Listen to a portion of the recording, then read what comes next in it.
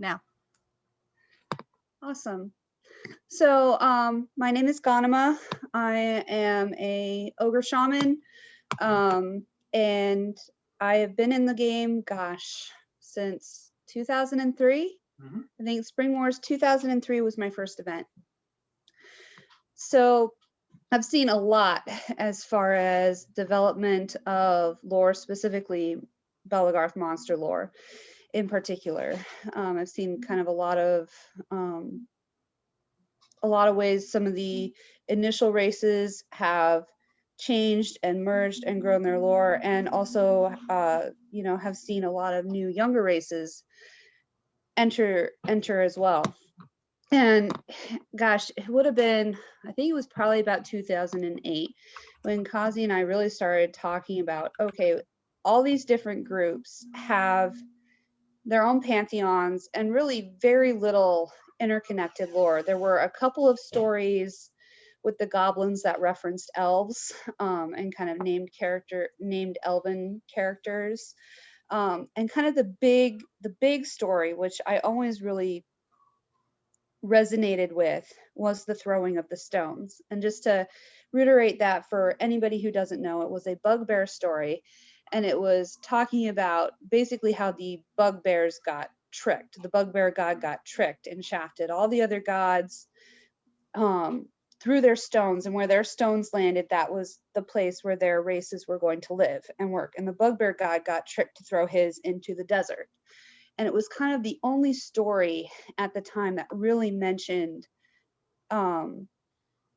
basically the interactions not only between the races, but also the different deities as well. And so Kazi and I thought about, okay, well, where do we go from there? Because what I really wanted was context. Okay, what causes the different races to interact with each other certain ways? What leads to different prejudices? How can you role? What are some of the keys or codes to actually role playing some of these things?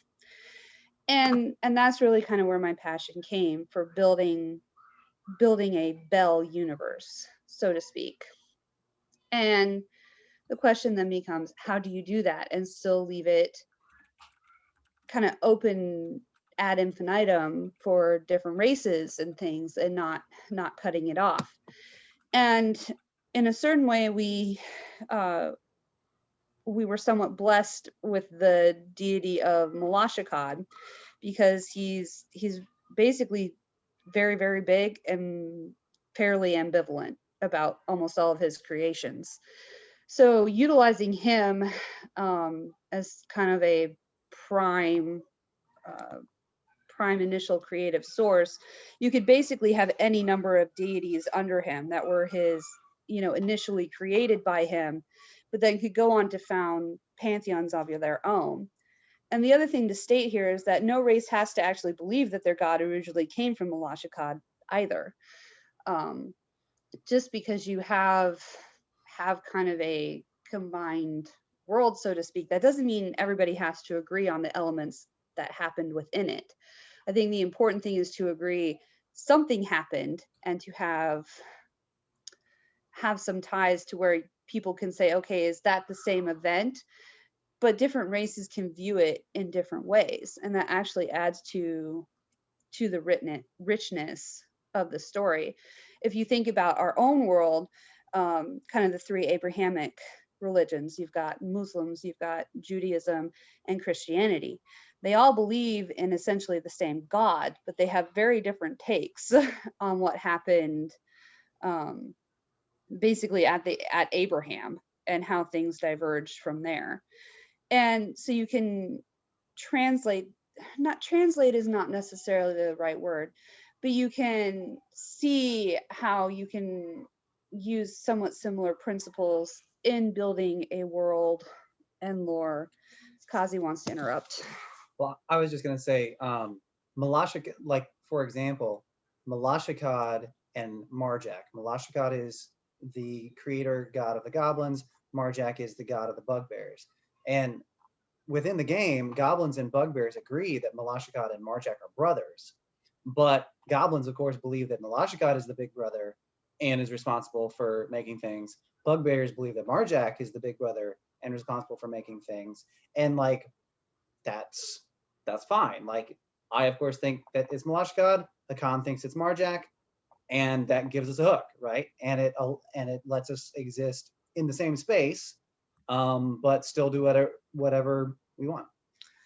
Similarly, I was going to mention that, you just jumped ahead of me. Yeah, sorry. But that's goblins for you. But anyways, similarly with ogres believe that their god formed at the same time as the world formed. Whatever created the world, whatever created the earth and the world, is what created the ogre god at the same time. They're kind of symbiotes. However, goblins believe that Uran, the first ogre god, was one of Malashakad's first creations. And ogres believe that Marjak was one of Malashakad's first creations. So you can see how each race can have their own take on what happened. What's important is that they all agree that those gods exist. And in having that agreement in that events happened or deities exist or having interconnections between that, not only are you kind of strengthening and providing hooks within your own lore and your own stories, you're also helping and creating the world, you're also making it relevant to other races as well.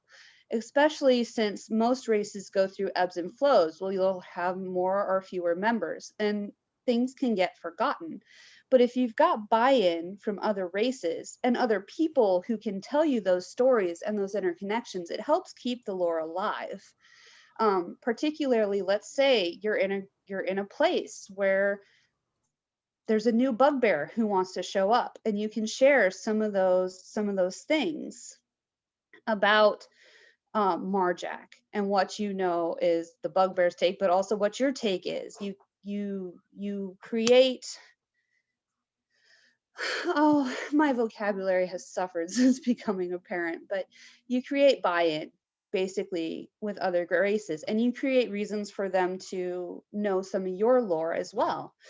Um, it was incredibly enjoyable for me when Quinn reached out to me. They were doing some work on the Knoll lore and they reached out to me and we talked about some different interconnection points, and it was so much fun and um, really kind of got me invested in some of what the Knolls were doing because I really love tie-ins and how you make those interconnections. One fantastic story, and this kind of shows my own growth. Being somewhat old school, I was fairly hesitant about some of the newer races. And especially, I came back after a fairly long hiatus, and Khajiits were a thing. And I was really not sure how I felt about cat people in Bell. But I was down in Marion for an event. It was actually my first event down there that I'd gotten there for.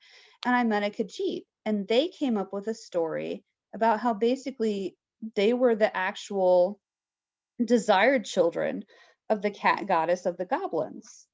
And I thought that made so much sense and was so cool that instantly I was like, oh, okay. These cat people are okay. They want to, it's not that they're quote unquote wrecking my game, not that they ever were in general, but it's they actually, or at least that person in particular, had actually thought about it a lot and like, where do we fit in the Bell world? And I love the idea that, well, of course the cat goddess had cat children and she loves them because she hates her terrible green progeny. That makes so much sense. You want me to tell the 1 minute story of Pisseron? Sure. Kazi wants to share the 1 minute story of Pisseron. So who Pisseron is? The three main goblin gods and goddesses are Malashakad, who kind of created us, but so big he just doesn't even care, like absentee father. Then you have Pisseron, who's the goblin mother that Malashakad cursed Pisseron to pea goblins.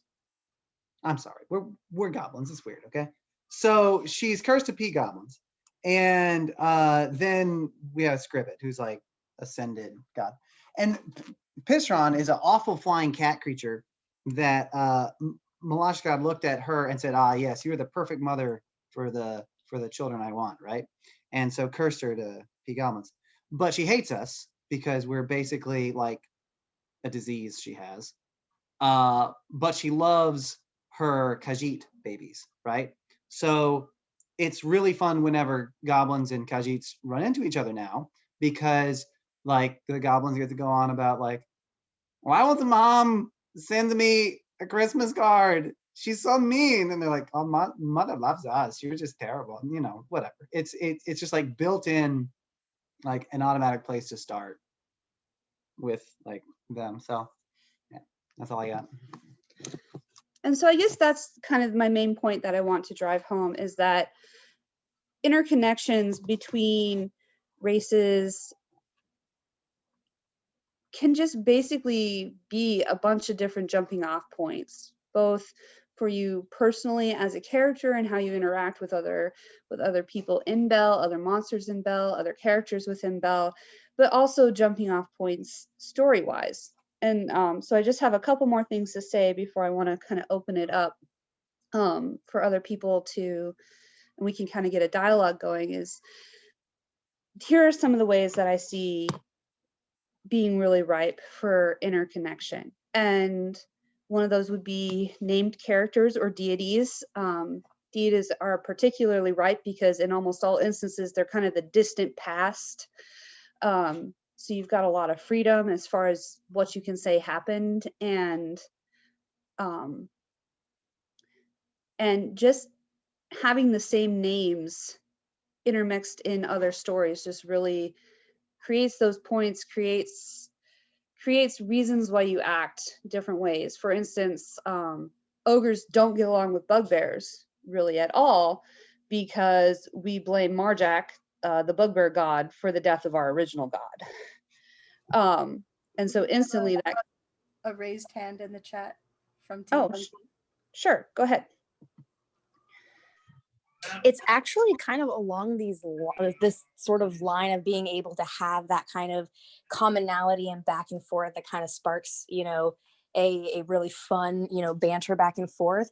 But, Absolutely. you know, could you talk about also how not only how those exist, because it's actually really cool, you know, which races have those connections, but also how do you keep people from taking some of those things too far? You know what I mean? Like, how do you keep, you know, the prejudice of, you know, elves v goblins, you know, knife ears and whatnot? Like, how do you keep some of those banters or those you know, friendly conflicts from getting too far, but still, you know, staying true to the, you know, like Kazi said, you know, why does mom like you better? Like, I got a gift card to Starbucks and you got a new laptop. Like, what is that?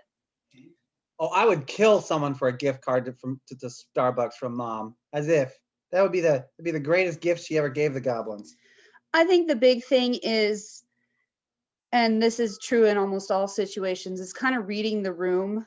You know, if people are having fun, then it's probably okay. But if people are showing discomfort or, you know, acting like they're not really cool with what's going on, then you need to back off. And I find it sometimes helpful, especially in online interactions, to preface whether what I am saying is in character versus not, so people can separate kind of the ogre from the person. But it can be tricky, especially if you think people are having fun and they're actually not. And that can be tricky. I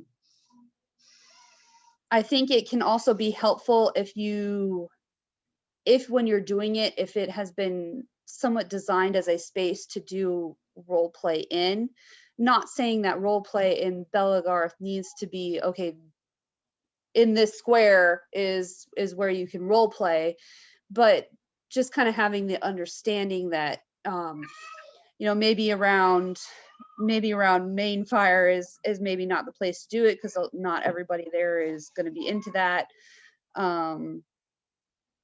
it's definitely tricky. I'm curious if anybody else has other suggestions about that before I kind of wrap up with the last couple things I wanted to say, because I certainly don't know. I don't have all the answers as much as I wish I did.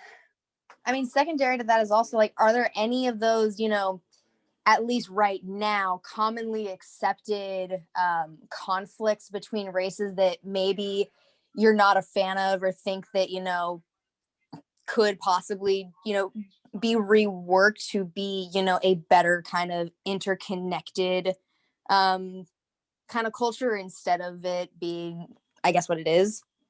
So I see Galia. I see Galia's on here, and I know that Galia has been working for a while with a group of elves who are trying to, bring all of the many people who play elves and sort of try to get some unity in them. And I think that's good for a couple reasons. I think to what you're talking about, Tank, it's really helpful to basically work with other people on background, like away from eventing, to like sort of lay these things out beforehand. So it's not just like you show up and you get in someone's face and like my character has a problem with your character because X, and they're like, is this person?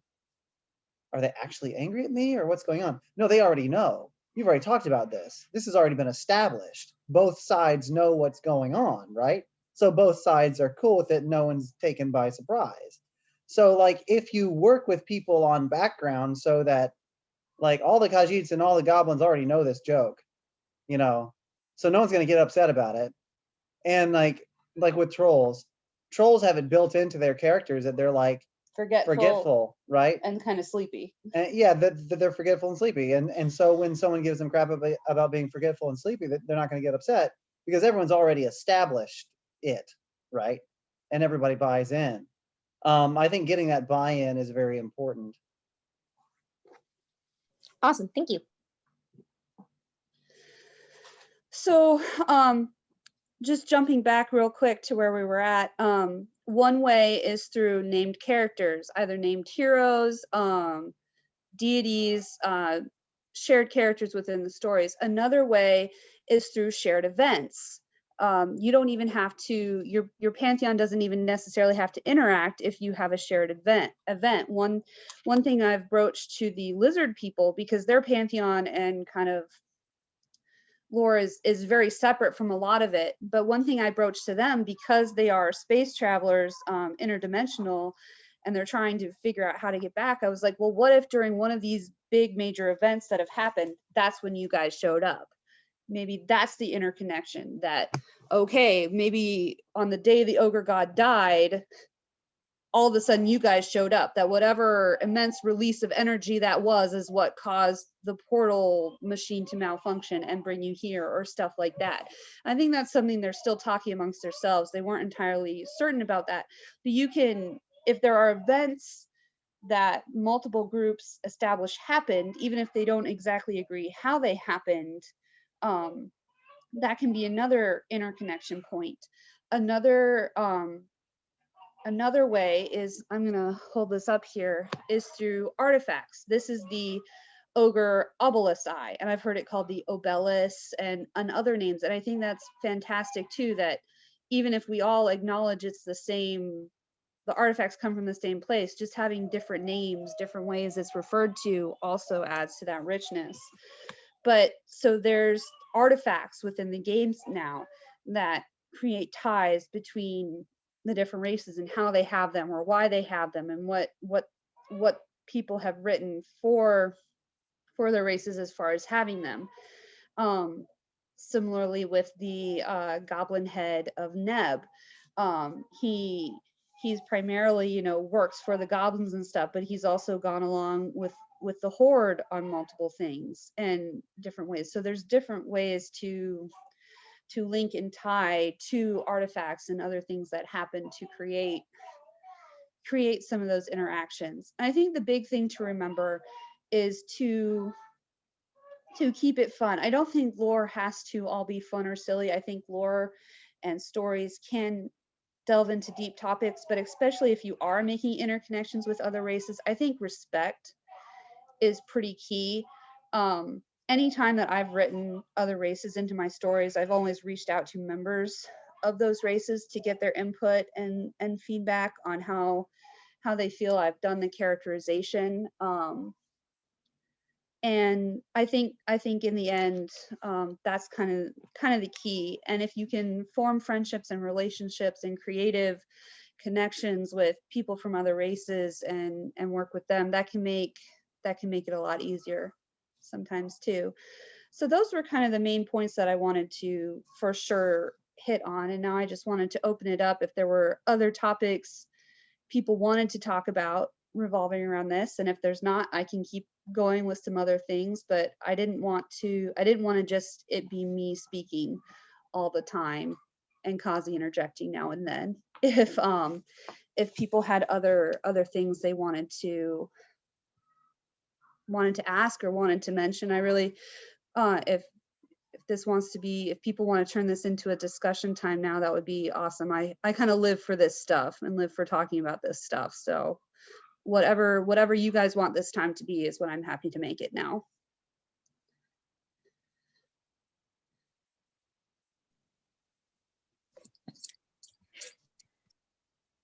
I guess I'll throw something out. What do you see as the place of a lot more niche races that show up, like races that tend to have like one or two members and that are very exotic by most Belegarth standards? What do you see their place in the Belegarth canon as? Like what kind of space do you think there is for those kind of races? So there's kind of two answers to this. One is from the ogre's perspective. For ogres, what I think a lot of people would classify them as is spirits. Within the ogre lore, we have space for basically elemental spirits and very powerful spirits. And so in a lot of ways, I think that is how ogres would classify them. But it is entirely possible that they are either that they are creations of a god who is experimenting, or kind of like I said, in the world as I've conceptualized it, Malashakad could have created any number of gods or demigods, what have you, before he finally achieved his goal of creating a mortal race of goblins. So there's almost infinite possibilities of there being a god or a demigod who's like, I'm going to try something. It's also possible that they're experimental. I know one concept for hobgoblins at a time before Gorgas came back and kind of reinitiated it the way he had envisioned it, was they were almost accidents of battlefield trauma, that there was so much in places where there was so much blood and death and magic that you would get kind of constructs that were hobgoblins.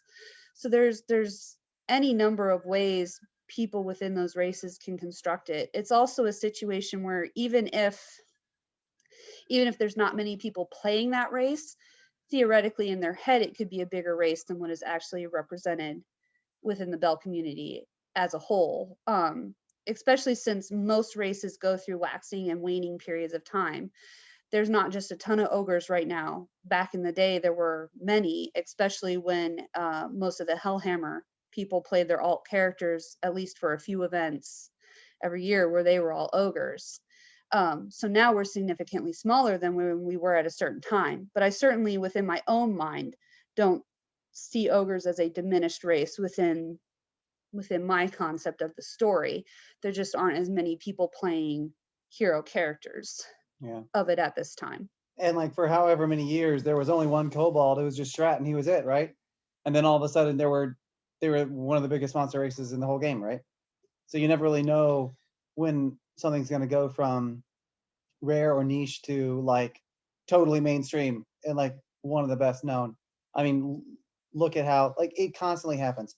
Look at Sirens, Sirens just blew up, and it's cool, and it happens all the time because people are looking for that new thing, that something that's like fun and fresh and new, and then that's how it goes. There's always going to be something new coming on the scene.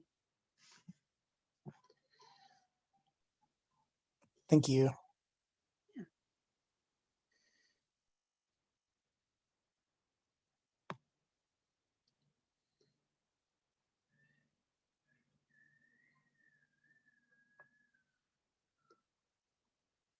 I think it's great. It's important when we're talking about world building sometimes to resist the urge to explain all things.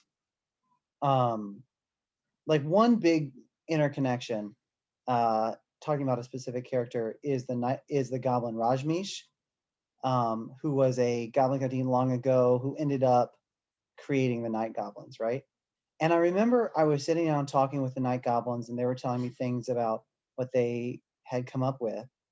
And they had a tale of like how Rajneesh, like, saved the night goblins from a cave-in and then died in the cave-in. And it was like, I encouraged them, and I think they did eventually do this, to like leave it ambiguous what happened to her, right?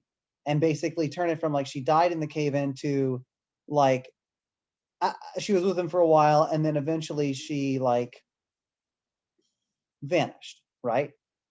And it just leaves her in the background as a story hook for God knows what. Like she's just there, and anyone can have a story if with or about Rajneesh, and it's plausible because like, yeah, she's out there somewhere, right? And this is like the same thing. If you know it all about Warhammer 40K, there's a reason that the stories of the Primarchs are not completely filled out. There's a reason that there are 2 Primarchs where no one knows their fate at all, right? And Games Workshop has basically said we're never going to say what their fate is, right? Because Question yeah. in the chat. Good. What significance do you hold artifacts/props to storytelling, and what is important to you when making one from Tales? That's a great question. I think props can be overdone sometimes, but I think if you're going to have a prop, have it mean something. And I know that sounds like kind of a, well, what do you mean by that? So when I first heard the story of the obelisk eye, and Gil gave me one, I was actually really stuck on what to do with it, because in the ogre's view, our magic is completely separate from other people's. We can't use the magic of other races because our god developed separately. So I was like, why would ogres have this thing? Why would we care about it if it's a magical object we can't use? Why would we have this? But I also wanted to work with Gil and make this thing that he had created something important. And that is where actually quite a bit of some of the stuff I've personally written has come from, is figuring out what this is to the ogres and why it's important. And we had a story where one of our gods loses his eye, and in it he got a stone eye.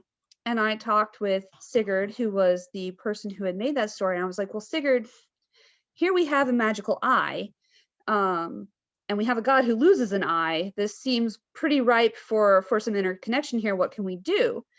And so we came up with the idea that, okay, well, our god of wisdom, using powerful magic and runes and stuff, basically bent the eye to work for ogres, and it became the eye of one of our 4 ogre gods, the one who had lost his eye. And so all of a sudden it becomes insanely important to the ogres, something that they would defend and not want taken by anybody else. And then it's like, okay, well, gosh, this eye sat in the socket of one of our gods. Like, what does it do and what can it mean? And so quite a lot of what I've written and some of a personal journey that my character has taken has then revolved around this artifact and what it's done in that case. And I've also been working with other people once kind of my character completes her arc, so to speak, when I'm able to do kind of an event I'm planning. It was supposed to happen last year, but thanks COVID, who's going to get it next, and how will it be able to be played with and continue beyond there. I think part of the power of Neb and Neb's head, nobody knew what Neb's head was going to become when Izareth first brought him out, and how treasured and precious it would become to the monster community. And I think you have to make the effort to make it mean something, I guess, is maybe what my full point would be. I don't know if I appropriately answered your question or not, but just having the prop itself doesn't do a whole lot unless you actually make it be important, either just at a character level, to a racial level, or whatever, is kind of what my opinion on it would be.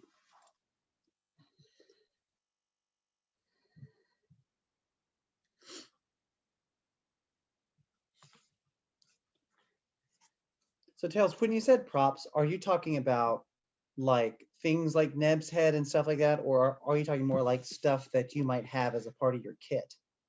Oh, I Or guess I hadn't stuff even like that? considered it that way. I don't know what I mean.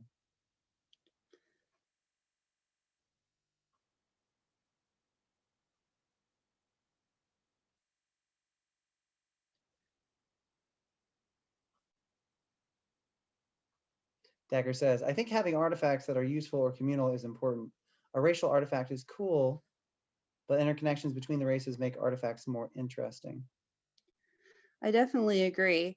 I think it can be kind of neat to have artifacts to share with younger members of your race. I'm particularly thinking about, there was a skirt, a very special skirt that went around the goblin community for a while, and it was given to kind of a promising up and coming young goblin, and so it kind of took on an artifact nature of that, because it was continually passed down to kind of a new up and coming goblin to help support them. So I think it can be kind of neat to have racial artifacts that maybe get passed on as a way to, you know, kind of pass the torch and hand things off within your own race. But I definitely agree that having props that have those interconnections between races, or ties to a story that tied to multiple races, adds a lot of interesting, not only just jumping off points story wise, but also a lot of role play opportunities as well.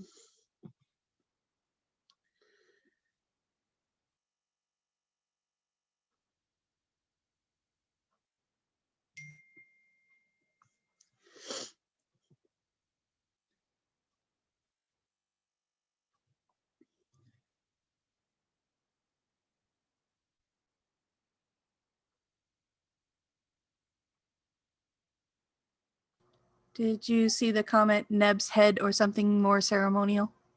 Yes. Okay. Yep. So that was the kind of prop that he was referring to. I would like to say briefly, though, you can take aspects of your own garb and somewhat make them a personal prop as well. Having a story tied to something you wear or whatever can help you kind of build your own character. For instance, I've got, oh, my dress is kind of covered it right now, but I'm wearing two different kinds of bracelets. I'm wearing a snake bone bracelet and a copper bracelet, and both of those have meaning to Ghanima as a character, and things I think she's gone through as a character. Similarly, the necklace, this necklace I wear, I have two different necklaces that I commonly wear with my kit, and those have ties to lore and stuff as well. And you know, someday it's a nice thought that maybe I can pass on some of these things as well, and they can kind of take on a life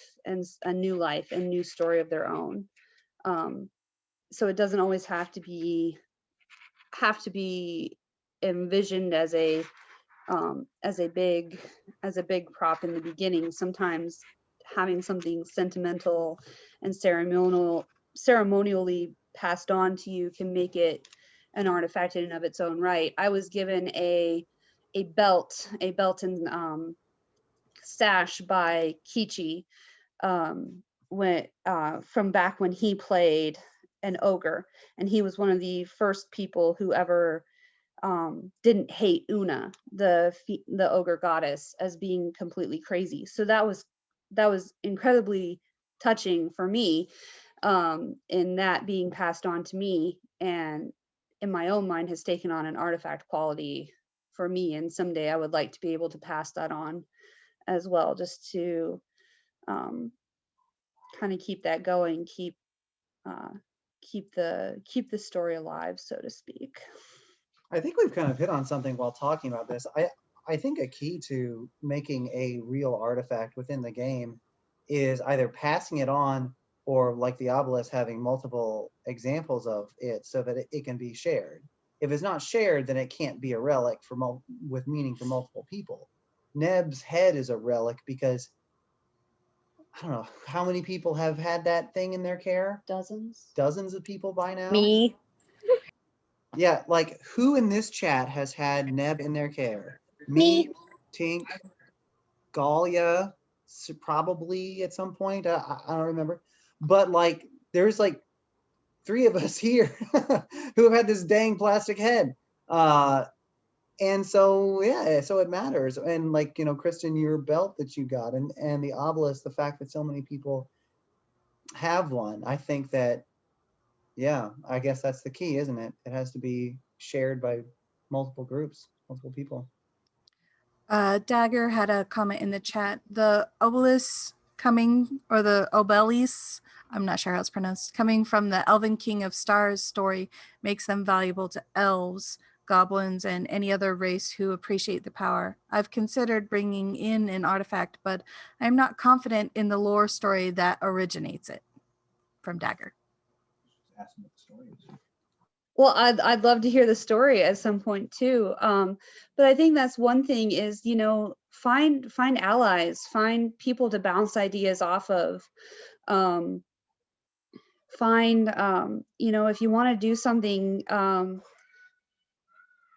find a way to do it and find allies in it. You know, I don't think Gil necessarily envisioned exactly what I was going to do with the obelisk eye, but he knew that I, as his friend, and I, as somebody interested in lore, would try to do something with it. And I think you'll find, if you reach out within the community, you'll find allies and people who want to do cool and fun things, who can help with that. Something that's a slightly painful topic, but kind of ties with this, is within the Horde, we had a situation where we had decided we weren't going to have any undead members, and we had a couple members decide to be undead. And before everything kind of came to a head and they left, I had actually been working with one of them to, and the thought was we were going to come up with an artifact, and it was going to be, basically it was a tie to the ogre god of death.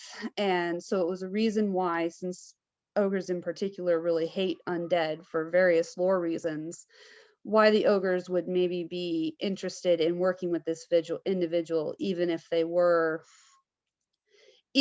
something that we would otherwise find completely abhorrent. And I think there's definitely a place, if you get into tricky spots within your own lore or how you conceive the world, for artifacts and props to kind of help bridge that gap.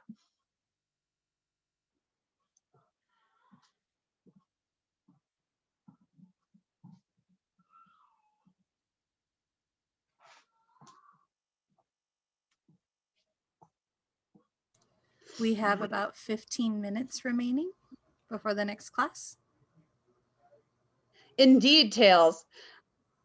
Indeed, it counts. I'd be very interested to know how that happened and what that asshole said to you.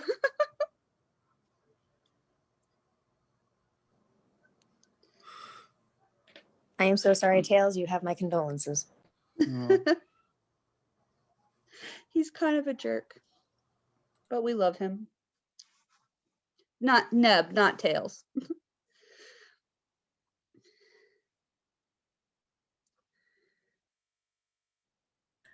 From Gala, whispered sweet nothings, I'm sure.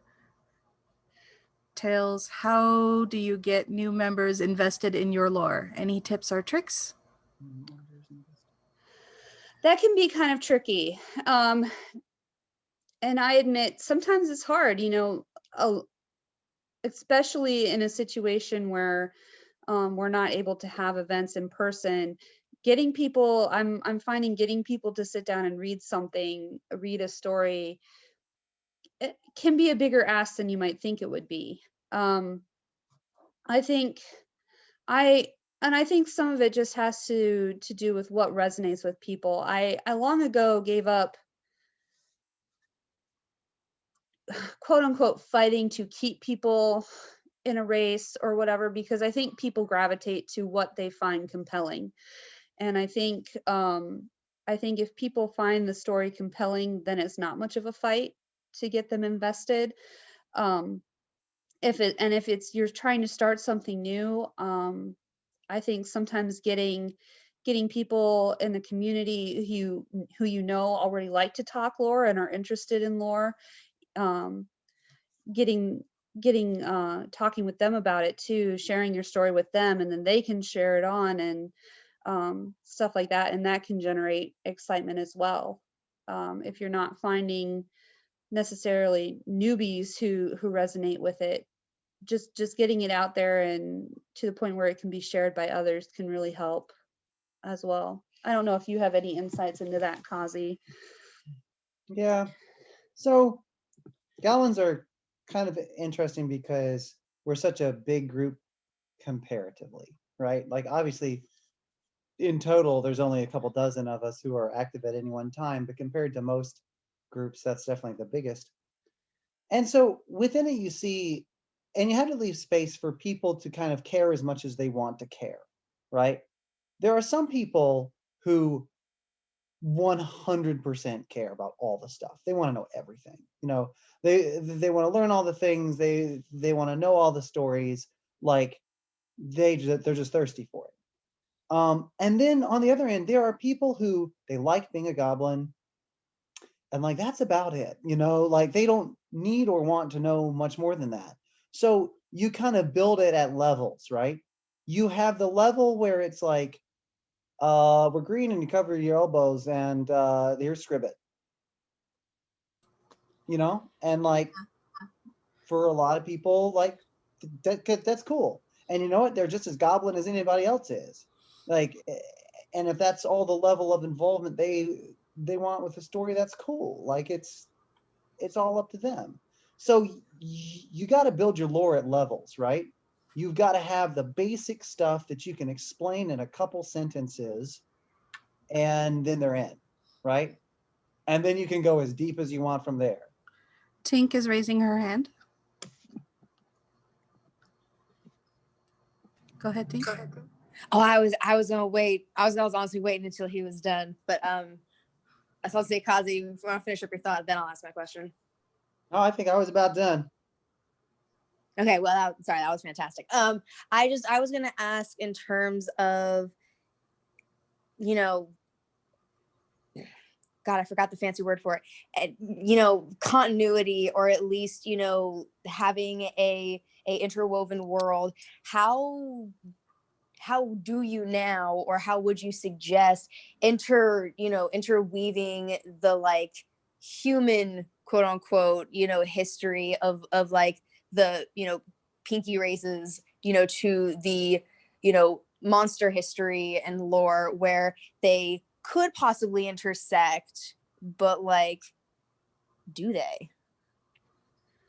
That's a good question, especially since a lot of the human or Grick units or groups are maybe not very interested in lore at all. I know I have worked with Kaleda on some stuff, and been like, okay, what are some ways, you know, we could tie in with the Sons of Silas, and how do you see that? And I think one of the best ways is either keeping things pretty vague to where it's not necessarily referring specifically to individuals who exist now without their consent. You can refer to it more vaguely as humans or armies or stuff like that. Like the King of Stars is an elven story that the King of Stars features in a few different elven stories, but there never was a King of Stars within the Bell community. He was always just a created being. And so you can create, I think personally it's fine to create a human hero to go up against, but as far as kind of I've lost my train of thought now, but I think in general that's what I would say, is that you can you can create, if it's not dealing with any specific group that currently exists, you can create a hero or whatever to have your group go up against just fine, and there's no ethical quandary there in my perspective. If you are going to try to utilize or reference a group that exists, reaching out to them and saying, hey, is this cool or whatever, or is this okay how I've characterized you? And if they say yeah, then that's totally fine, even if they themselves are not necessarily that interested in lore. I've referenced in some of my own stories members of Hellhammer, for instance, and I've reached out to them and they were totally fine with that. But I haven't, done the same for like Numenorian knights, for instance. I sometimes reference knights in general, but I don't specifically reference Numenorian knights.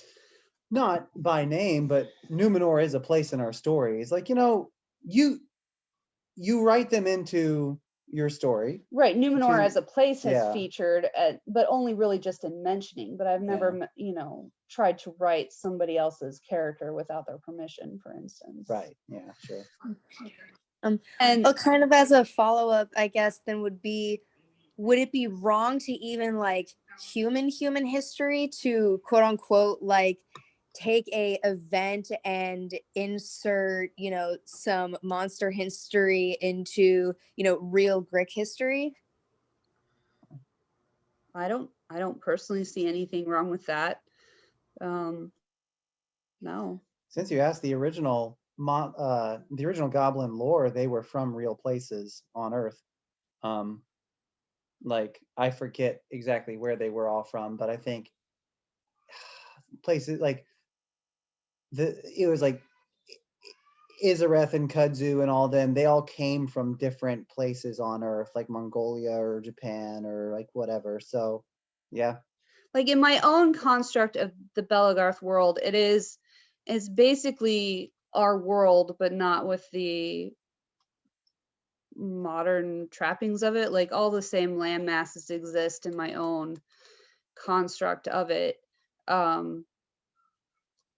It's this fantasy setting rather than what is actually there. Okay, no, that totally makes sense. Real quick, I just want to point out, just in case nobody saw it, Dagger said, and I agree, lore, people who are interested in lore is a niche within a niche, and I might even throw in a third niche in there. So the more people who know about your thing, the more likely you are to catch the attention of someone who might become invested. And oh, sorry, that was what Tails said, and then Dagger had said that it's a percentage of a person. I'm getting all messed up. You see, I'm barely apparently fluent in technology. Quinn said it speaking to Tails. Dagger had said that, you need to find people who enjoy creativity and lore as a creative medium and engage with them. And then Quinn mentioned also to Tails, the more people who know it, the more likely you are to catch the attention of people who might become invested. And I agree with both of those statements. People who participate in Bell is, it's a subgroup. People who are interested in kind of the role play aspects of Bell is a, subgroup of that. And then the people who are actually interested in creating the lore and adding to it are a subgroup of that. I will definitely throw myself out there, though. I am happy to read anybody's stuff. Feel free to PM me. I live for this stuff. I love engaging with it, especially if it involves interconnections and stuff within interconnections between races or characters or whatever. I thrive on that stuff. So I'm happy to read anybody's stories whenever. I think one last thing I want to say, I know we've only got a couple minutes left, is sometimes it can be helpful to leave, and I think Kazi mentioned this before, leave gaps or leave openings within your lore. And I'm going to use ogres as an example. I am fairly particular about kind of the main religion within ogredom, just because I kind of inherited it from the person who first created it, and that person has died. And so I'm very keen on keeping certain aspects of it the same. and not having those changed, but acknowledging that there are going to be other people out there who don't resonate specifically with that the same way. I've purposefully created basically 2 other sandboxes within Ogredom that can be alternate religions, alternate places to play. And I've purposefully not delved too deeply into them. They're there for other people to latch onto something and to grow it if they want it, if they want to have that opportunity. And it's a way to eventually potentially play off of other people being ogres who have a different take on ogredom. And I think that can be helpful if you're looking, as you create, to leave openings and places for other takes, I guess, so to speak, within what you create. So Tails, to get at what you're saying, okay. Tails says, when thinking of a ceremony to include other races, how do you gauge how much involvement you can expect from the other parties? Tails, just that's going to be a person-to-person thing, right? Like you will have to reach out to whoever it is and reach out to the obvious ones. Like, you know, reach out to the people that you know care and get them on board first and then see what they can do for you.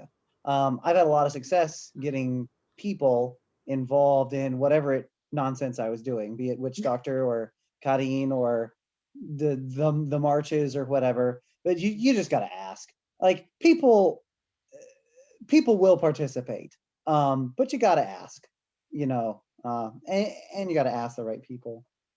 Okay, well, we've got 2 minutes before the hour.